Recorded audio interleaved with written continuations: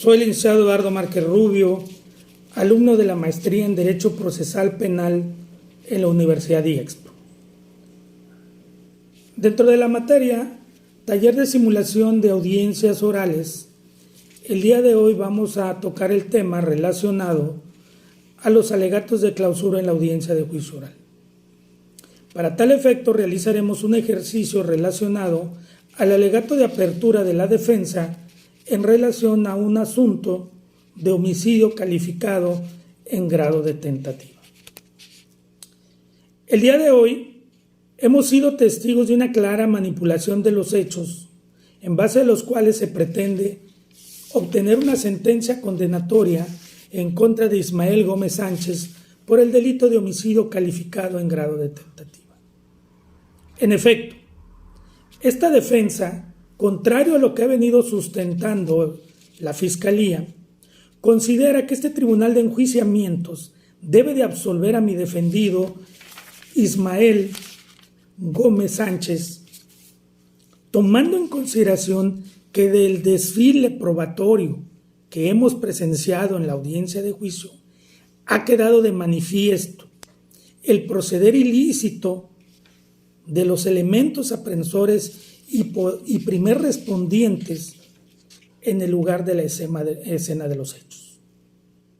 Con ello, se ha materializado el supuesto jurídico que la Suprema Corte de Justicia ha denominado en diversas tesis el efecto corruptor de la prueba, conforme al cual tanto el procedimiento como sus resultados se han contaminado ante una actuación viciada de la autoridad, en este caso los elementos aprensores y primer respondientes, incluso el fiscal.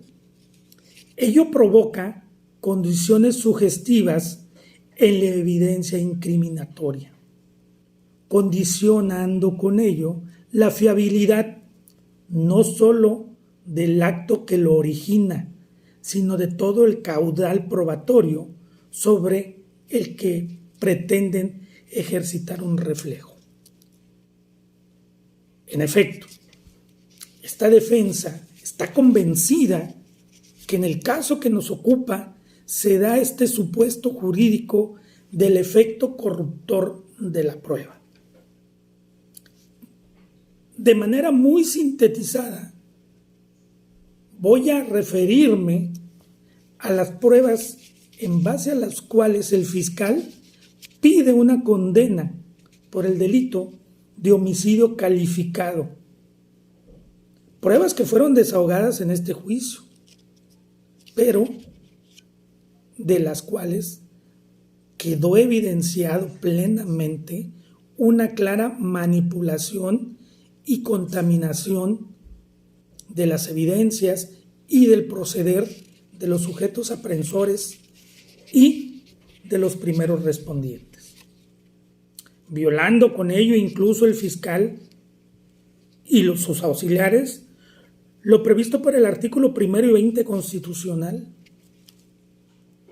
puesto que la finalidad del procedimiento es que el delito no quede impune, proteger al inocente, tener un acceso a la justicia, premisas que no se cumplen en el presente caso. ¿Cuáles son los medios, las pruebas en base a las cuales el fiscal pretende obtener una sentencia condenatoria y que son precisamente las que esta defensa considera que fueron manipuladas y que por lo tanto no tienen eficacia jurídica alguna? ¿Cuáles son medularmente? Pues básicamente tenemos el testimonio de los primeros respondientes y que fueron los aprensores. Ellos son Enemías Macías Gómez, Benny Lucero Martínez, Anayeli Pérez y Julio César Cruz. También se desahogó el testimonio de la víctima del delito, el comandante Gabriel Chacón Pérez. También el fiscal alude a las periciales en criminalística relacionados a la fotografía y fijación de los objetos, concretamente el arma con la que supuestamente se causan las heridas. Y bueno, un dictamen médico. Y un dictamen médico básicamente de lesiones. Me voy a abordarlos muy brevemente. En primer término, voy a hacer referencia a las manifiestas contradicciones incurridas por los primeros respondientes. Contradicciones que de manera alguna justifican las circunstancias del lugar, tiempo y modo en que se supone se suscitaron los hechos. Si analizamos de manera aislada el testimonio de los primeros respondientes, que son Enemías Macías, Beni Lucero, Anayeli Pérez y Julio César, pues sí, podemos de primera mano, podemos creer su dicho, pero si comparamos y relacionamos su testimonio con el testimonio de la víctima Gabriel Chacón Pérez, nos vamos a percatar de claras inconsistencias. Los primeros respondientes refieren que el comandante Gabriel Pérez Chacón a las 21:43 horas coloca una escalera en la barda de la casa habitación para subir a la azotea, tratar de dialogar con mi defendido Ismael Gómez Sánchez. Lo ubican en la azotea, incluso refieren que puso la escalera, sube, que ya no pudieron ver a Ismael Gómez Sánchez. En la azotea lo pierden de vista y suben, que de repente cuando llega el comandante al filo de la barda y se va a subir a la azotea, aparece Ismael y le da una cuchillada en la espalda. Que desde ahí donde están en la azotea, lo ubican en la azotea, pretendió tirarlo por la escalera, pero el comandante Chacón logra deslizarse y se baja. Ante lo cual baja Ismael, según ellos, Gómez Sánchez, dice, ahora sí te va a cargar la chingada, y pretende rematarlo ya en el piso de la parte de abajo del domicilio. Esta defensa en el contrainterrogatorio realiza un ejercicio para evidenciar contradicción y refresco de memoria. Para tal efecto le pone a la vista el parte de policía homologado de fecha 20 de mayo del 2018 y los testigos corroboran su dicho, es decir, dicen que quien lesionó al comandante Gabriel Chacón era la persona que estaba en la azotea y que lo lesionó en la azotea. Ahora bien, si analizamos el dicho del comandante Chacón, el comandante Chacón refiere que, textualmente lo cito, que al llegar al final de la barda, el hoy detenido se encontraba bajo un montón de arena. ¿Sí? Se encontraba abajo junto a un montón de arena. Es decir, que el comandante Chacón llega a la barda y Ismael se encontraba abajo en un montón de arena o grava. Y fue en esos momentos que sube y me agrede sin darme cuenta con qué objeto. Es decir, el comandante Chacón dice que su agresor, porque no da nombres, sube y lo agrede, que estaba abajo. Es decir, la agresión fue estando el acusado abajo y se supone que la víctima arriba, cuando los aprensores dicen lo contrario, que el agresor se encontraba arriba en la azotea y la víctima intentando subir, colocando en él el filo de la azotea. Una completa incongruencia, y de aquí podemos concluir una cosa. ¿Quién hirió al comandante Chacón? Dice el comandante Chacón que alguien que estaba abajo. ¿Quién estaba abajo? Abajo estaba Enemías Macías, Beni Lucero, Anayeli Pérez Hernández y Julio César Cruz. Una clara contradicción en las circunstancias de lugar, tiempo y modo. Ahora bien, vamos a hacer una cronología de los hechos. Según los aprensores, a las 21:30 reciben una llamada de auxilio. A las 21:43 el comandante Chacón coloca la escalera y pretende subirse a la barda. A las 21:50 lo lesionan, a las 21:43 coloca la escalera, se sube a la barda y dicen que lo lesionan y se baja. A las 21:50 Anayeli presiona la herida. A las 21:59 arriba el oficial Jorge de Jesús Juárez Nuncamendi y sube al comandante Chacón a una unidad y se la llevan al hospital.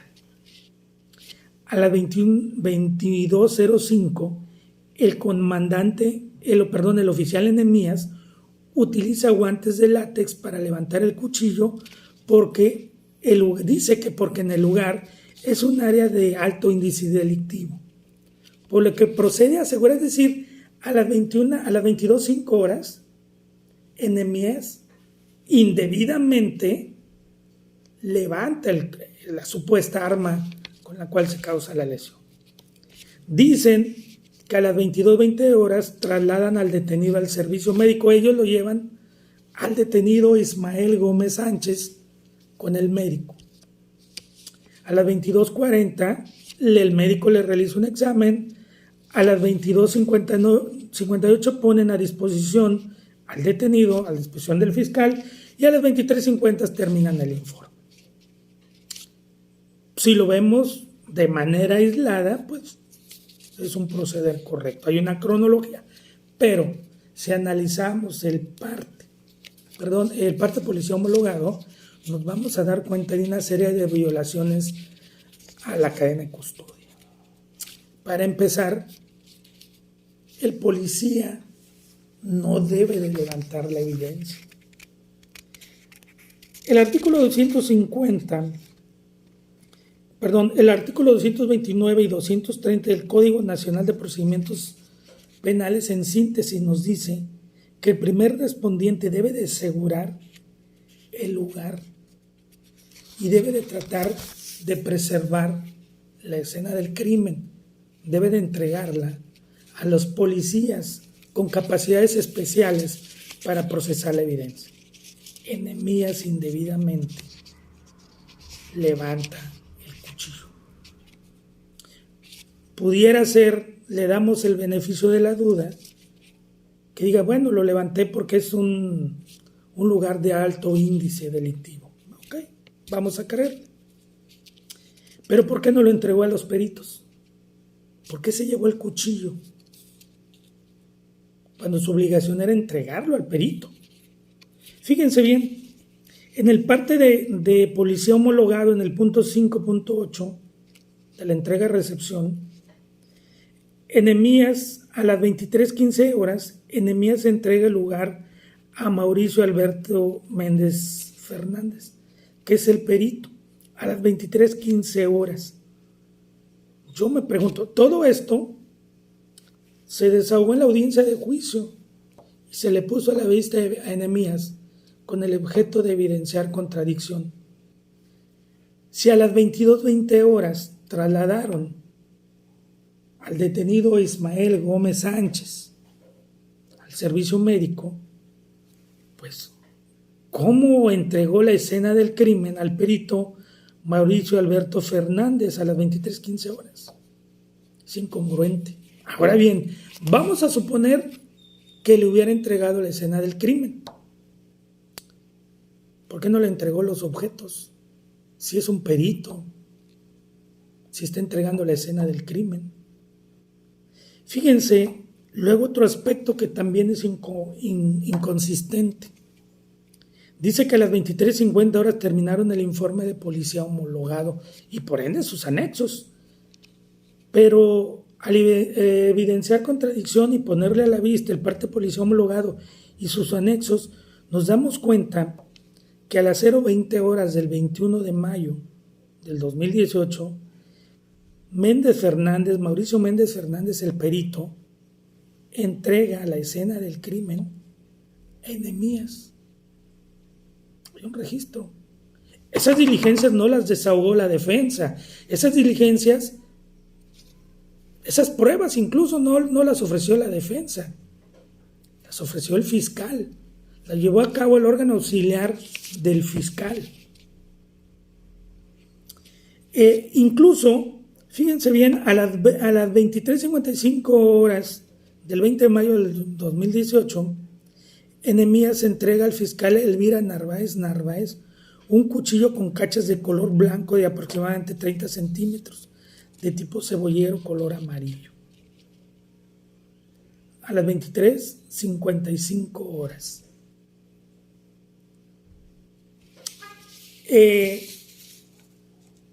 ¿Qué pasa aquí? Es evidente que una manipulación de la supuesta arma del crimen. Ahora bien,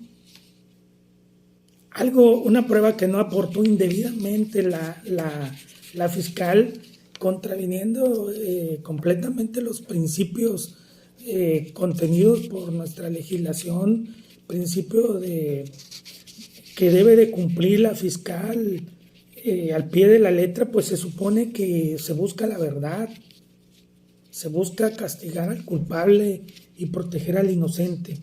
Es una prueba pericial en genética forense. Y esta prueba pericial consistió en comparar las muestras de sangre del comandante Chacón con las supuestas muestras de sangre recolectadas por los peritos en la escena del crimen el día 20 de mayo del 2018. Los peritos recolectan muestras hemáticas y procede a comparar la perito de nombre Oliva Maritza Gómez Nuncamendi. Esta prueba no la oferta a la fiscal. La defensa, atendiendo el principio de adquisición procesal en la etapa intermedia, la oferta y la desahogamos en la audiencia. Y resulta que del interrogatorio se desprende que el perito determina que el perfil genético contenido en la cacha del cuchillo que Enemías aseguró no entregó al perito y posteriormente se lo entrega al fiscal, las manchas del perfil genético obtenidos en el cuchillo no presentan compatibilidad con la tarjeta FTA con muestra sanguínea de Gabriel Chacón. Es decir, el arma con que supuestamente se hirió al comandante Chacón no tiene muestras de sangre de él. También la citada perito fue enfática al referir que el perfil genético obtenido en la playera deportiva, el shorts color azul con blanco cuadros, no presenta compatibilidad con las muestras de sangre del comandante Gabriel Chacón. La ropa de Ismael Gómez Sánchez no corresponde con la sangre. La sangre encontrada en la ropa de Ismael no corresponde con el ADN del herido. Lo que nos llega a concluir que ese cuchillo que fue aportado como una prueba material no tiene relación alguna. Otra situación importante es que el dictamen, el médico legista, en el contrainterrogatorio formulado por la defensa, de manera alguna, incluso en el interrogatorio que formula la fiscal, de manera alguna nos arroja que haya realizado algún dictamen. Simple y sencillamente va al hospital y observa a la supuesta víctima. Nos describe una herida de 3 centímetros de longitud lineal localizada en el hemitórax posterior izquierdo y efisema subcutáneo, dice. pero se refiere a una nota médica del día 21 de mayo del 2018 y dice que el diagnóstico es de herida con arma blanca, sin lesión a órganos internos y que está pendiente de valorarse por neumología. Y no obstante ello, dice que esa lesión tarda en sanar más de 15 días y no pone en peligro la vida. Para empezar, el médico no hizo nada. El médico nada más vio, había una sutura. ¿Cómo es posible que se haya dado cuenta con qué tipo de armas hizo esa sutura? Este dictamen no nos arroja ningún elemento de convicción. Y luego entonces, si al fiscal le corresponde probar su acción, es evidente que en el presente caso no tenemos ningún medio, ninguna prueba que en un momento dado justifique que mi defendido realizó una conducta directa e inmediata a la consumación del delito de homicidio y que éste no se consumó por causas ajenas a su voluntad. En primer lugar, el dictamen médico pues es una simple suposición, no tiene un sustento técnico, jurídico, un método. Dice que aplicó el método clínico, pero no realizó ninguna operación. Lo que hizo el médico legista fue observar, nada más. No hizo nada, porque los médicos que trataron la herida que supuestamente presenta la víctima fueron otros, no fue él. Ahora bien, es una lesión que tarda en sanar más de 15 días, pero no pone en peligro la vida. Y debemos de recordar que para que una tentativa sea punible, pues debe ser materialmente posible la consumación de ese delito y que este delito no se lleve a cabo por causas ajenas a la voluntad del activo. Independientemente de que no existen pruebas que corroboren las circunstancias del lugar, tiempo y modo, porque existen manifiestas contradicciones entre los testigos de cargo y la víctima, porque los hechos no sucedieron como ellos dicen. Mientras la víctima dice, la persona que me hirió estaba abajo, subió y me hizo la cuchillada, los aprensores dicen que no, que esta persona estaba arriba. Una clara inconsistencia. Quien hirió a la víctima no fue mi defendido, fueron los que estaban abajo. ¿Y quiénes estaban abajo? Los aprensores. ¿Quiénes manipularon la escena del crimen? Los aprensores. Enemías se llevó el cuchillo, no lo entregó al perito cuando estuvo ahí, le entrega la escena del crimen y no entrega la evidencia al perito. Motivo por el cual, atendiendo a que se violaron manifiestamente el procedimiento, concretamente el artículo 277, 229 y 230 del Código Nacional de Procedimientos Penales, las pruebas desahogadas carecen de eficacia jurídica.